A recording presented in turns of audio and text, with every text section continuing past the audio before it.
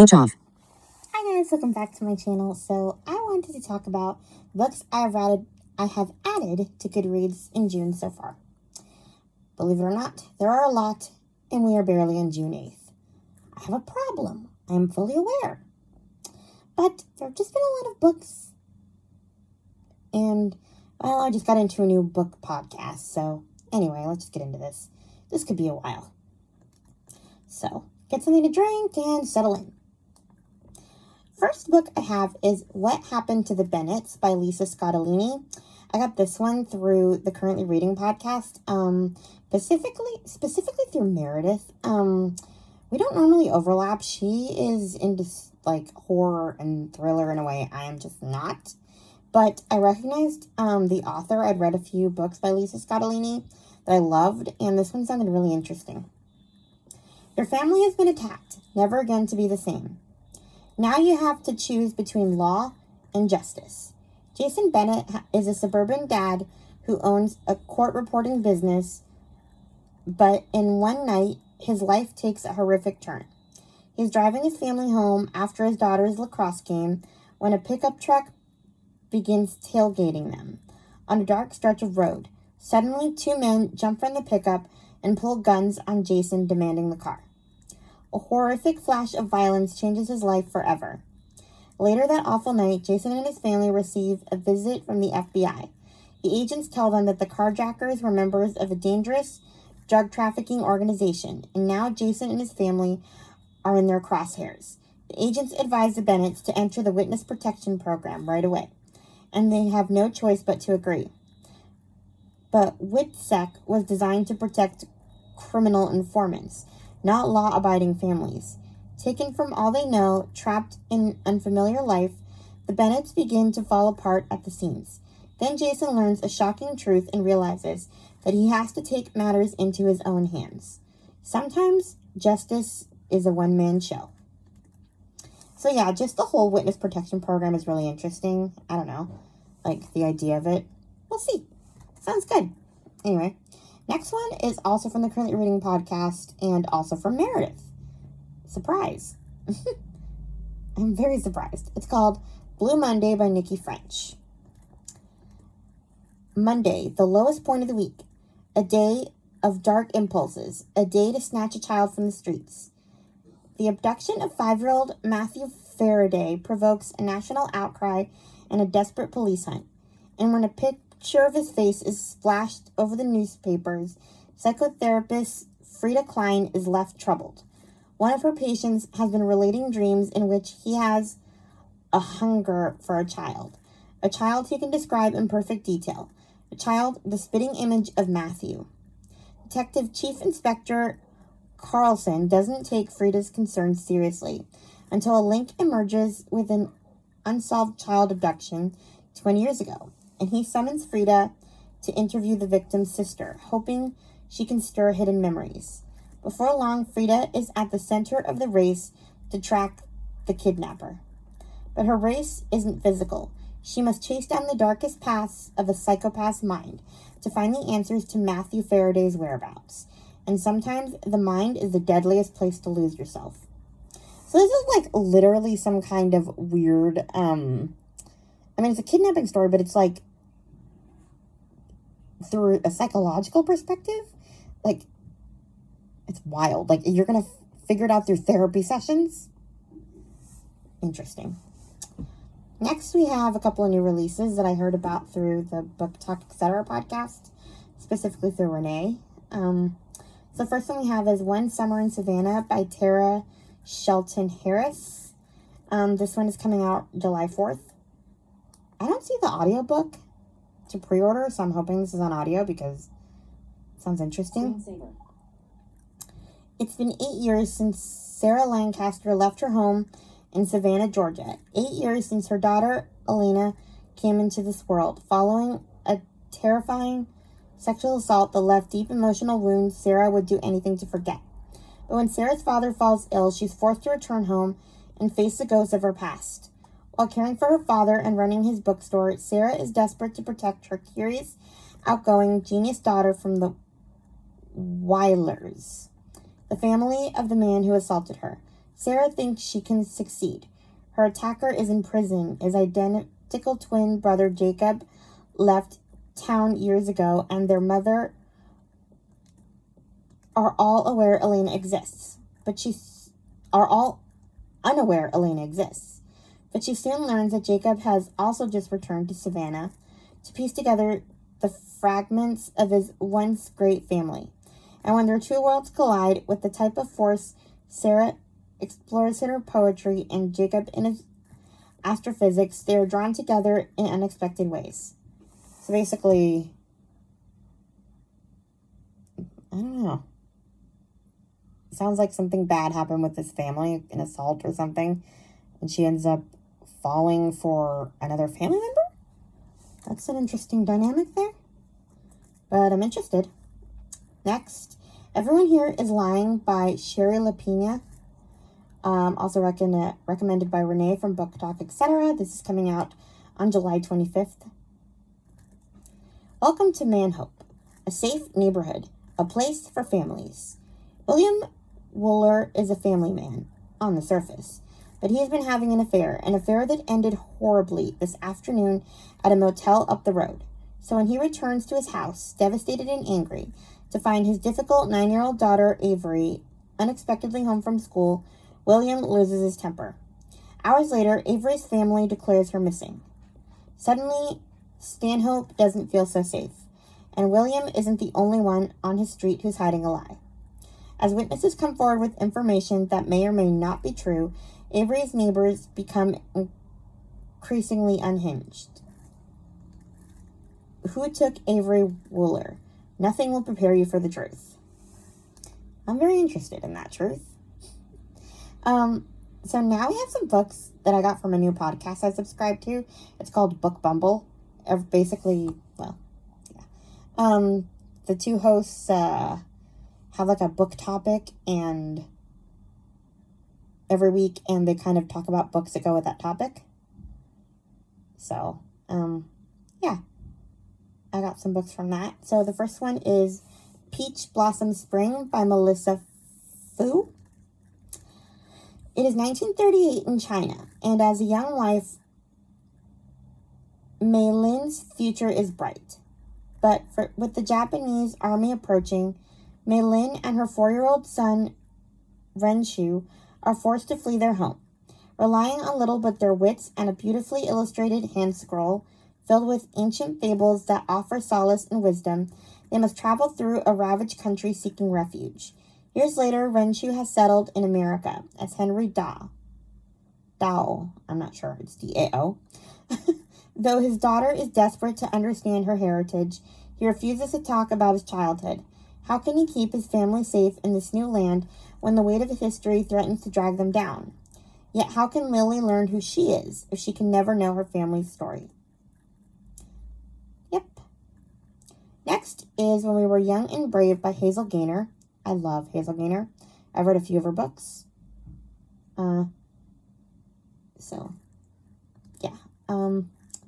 Their motto was to be prepared, but nothing could prepare them for war. Okay. China, December 1941. Having left an unhappy life in England for a teaching post at a missionary school in northern China, Elspeth Kent is now anxious to return home to help the war effort. But as she prepares to leave China, a terrible twist of fate determines a different path for Elspeth and those in her charge. 10-year-old Nancy Plummer has always felt safe at Chefu's school, protected by her British status. But when Japan declares war on Britain and America, Japanese forces take control of the school, and the security and comfort Nancy and her friends are used to are replaced by deprivations, uncertainty, and fear. Now the enemy and separated from their parents, the children look to their teachers, to Miss Kent and her new girl guide patrol especially, to provide a sense of unity and safety.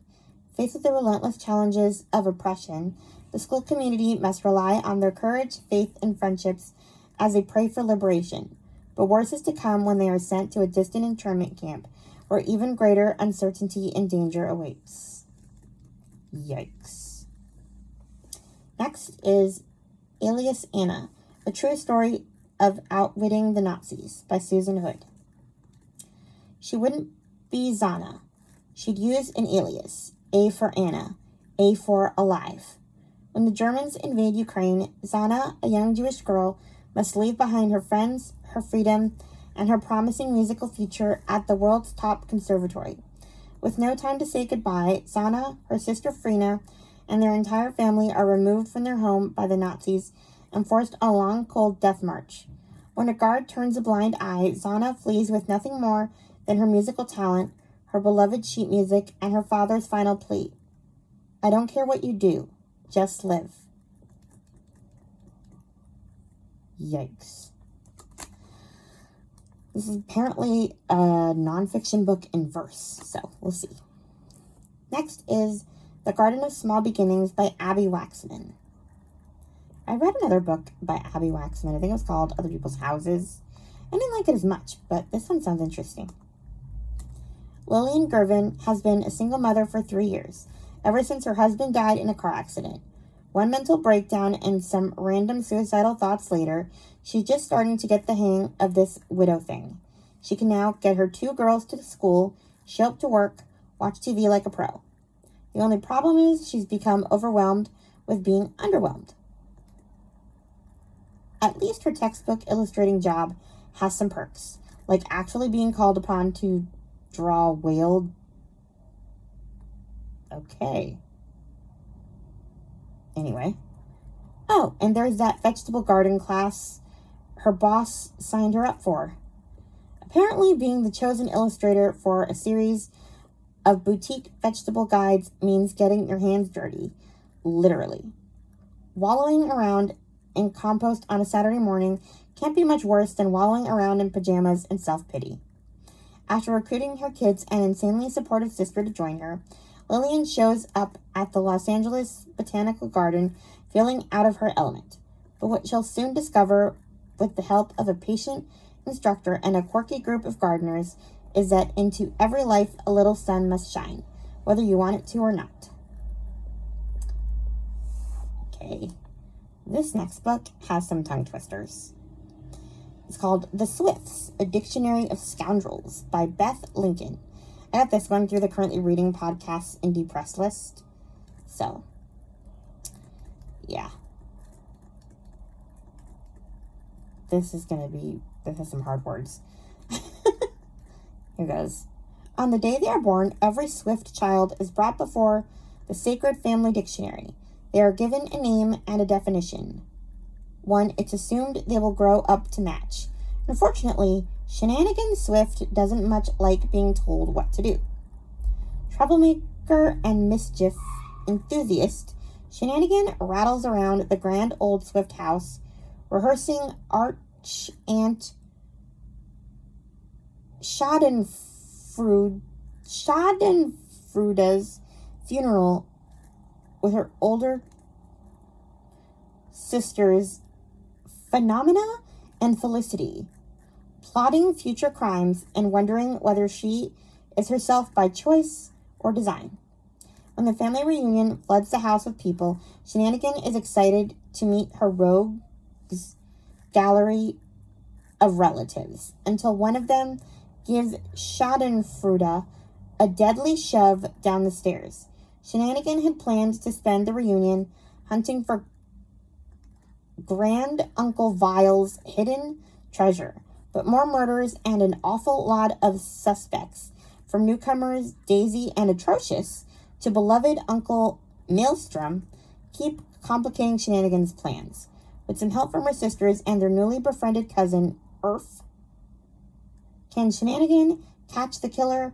And in a world where definitions are so important, how will she define herself? This sounds kind of fun, if you can get past the names. I'm so glad this one's on audio because I cannot say Schadenfreude? Sounds like everybody gets some random name for the dictionary. You just open the dictionary and you find a name. As you can tell, this is probably middle grade, but whatever. It sounds fun and quirky. Next is Angel Falls by Kristen Hanna. I found this through a video from Chloe from Always Booked. I thought I'd read almost all of Kristen Hanna's, but I apparently missed a very old one. This one sounds good. Nestled into the hills of the northern Cascade Mountains in Washington State, Liam and Michaela Campbell have a picture-perfect marriage and family. While Liam enjoys the comforts of being a small-town doctor with an old family name, Mike cares for their 2 children and her beloved horses. But when a horrible accident leaves Mike in a coma, Liam frantically searches for a way to ignite her memories and awaken her. What he discovers makes him question the foundation of their love, as Mike has a secret past as Kayla and a previous marriage to her first love, Julian True. Though still in a coma, Mike responds to these stories. Liam knows he must contact Julian and gamble his future on the past memories of a woman whose true identity and feelings are unknown to him. Jeez, that's depressing. But fascinating at the same time. Next is Yellow Crocus by Layla Ibrahim. I got this one from Krista from Books and Jams. She didn't seem to like it as much. She gave it a 3-star, I think. But I'm interested, and it's a series, and I bought all of them because there was an Audible sale. They were, cheap. So I was like, you know what? I'm going to try these. They sound good. So this is the first one. Moments after Lisbeth is born, she's taken from her mother and handed to an enslaved wet nurse, Maddie, a young mother separated from her own infant son in order to care for her tiny charge. Thus begins an intense relationship that will shape both of their lives for decades to come. Though Lisbeth leads a life of privilege, she finds nothing but loneliness in the company of her overwhelmed mother and her distant slave-owning father. As she grows older, Maddie becomes more like family to Lisbeth than her own kin, and the girls' visits to the slave quarters and their lively and loving community bring them closer together than ever. But can 2 women in such disparate circumstances form a bond like theirs without consequence? Yeah, I'm interested. So, I'm going to read the rest. Hopefully. I like the first one. And there's 4 in the series. Then I decided to kind of go down a Lisa Scottolini rabbit hole, and I found 2 that I wanted to read, because I hadn't read this author in a long time, and Meredith got me hunting. So, Every 15 Minutes by Lisa Scottolini. Dr. Eric Parrish is the chief of the psychiatric unit at Havemeyer General Hospital outside of Philadelphia. Recently separated from his wife, Alice, he is doing his best as a single dad to his 7-year-old daughter, Hannah. His work seems to be going better than his home life, however.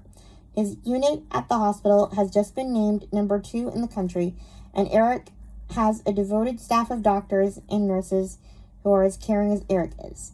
But when he takes on a new patient, Eric's entire world begins to crumble. 17-year-old Max has a terminally ill grandmother and is having trouble handling it. That, plus his OCD and violent thoughts about a girl he likes, makes Max a high-risk patient.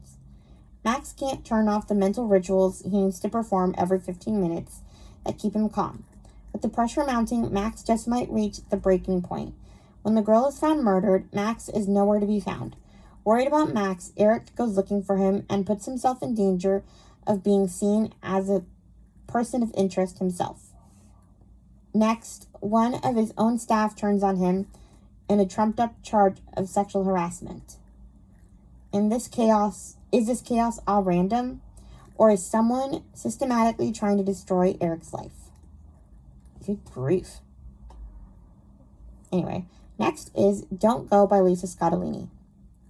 When Dr. Mike Scanlon is called to serve as an army doctor in Afghanistan, he's acutely aware of the danger he'll face and the hardships it will cause his wife Chloe and newborn baby. And deep inside, he doesn't think of himself as a warrior, but a healer. However, in an ironic turn of events, as Mike operates on a wounded soldier in a war-torn country, Chloe dies at home in the suburbs in an apparent household accident. Devastated, he returns home to bury her, only to discover that the life he left behind has fallen apart. His medical practice is in jeopardy, and he is a complete stranger to the only family he has left, his precious baby girl. Worse, he learns a shocking secret that sends him into a downward spiral. Ultimately, Mike realizes that the most important battle of his life faces him on the home front, and he'll have to put it all on the line to save what's dearest to him, his family. Next is The Golden Hour by T. Greenwood. I got this one from another video from Krista from Books and Jams. On a spring afternoon long ago, 13-year-old Wynne Davies took a shortcut through the woods in her New Hampshire hometown and became a cautionary tale. Now, 20 years later, she lives in New York on the opposite side of a duplex from her ex, with their 4-year-old daughter shuttling between them. Wynne makes her living painting commissioned canvases of birch trees to match her clients' furnishings, but the nagging sense that she has sold her artistic soul is soon eclipsed by a greater fear. Robbie Rousseau, who has spent the past 2 decades in prison for a terrible crime against her, may be released based on new DNA evidence, unless Wynne breaks her silence about that afternoon. To clear her head, refocus her painting, and escape an even more present threat, Wynne agrees to be temporary caretaker for a friend's new property on a remote Maine island. The house has been empty for years, and in the basement, Wynne discovers a box of film canisters labeled Epitaphs and Prophecies. Like time capsules, the photographs help her piece together the life of the house's former owner, an artistic young mother, much like Wynne.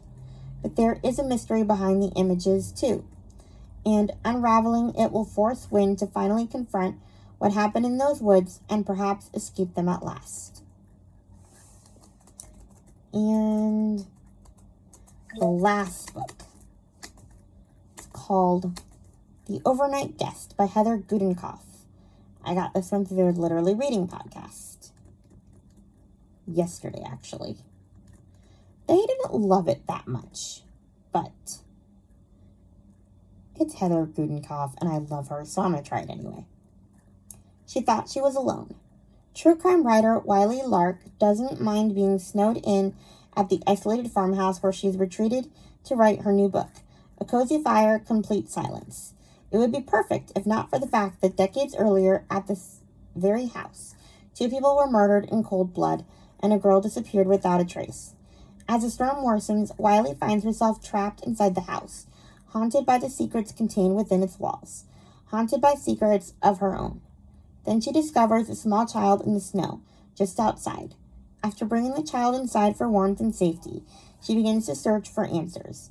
But soon it becomes clear that the farmhouse isn't as isolated as she thought, and someone is willing to do anything to find them. Dun dun dun. Anyway, those are all the books I've added to Goodreads so far. Oh wait, they're not. I forgot. I'm not going to go into the summary of this one, but I recently found out that, I don't know if you heard of these, but The Face on the Milk Carton by Caroline B. Cooney. It was like this sort of thrillery series I read as a kid. There were 4 books at the time, and then I just found out there's a 5th one that just came out a couple years ago. And so I added all the books to my TBR just to reread them, because I haven't read them since, middle school?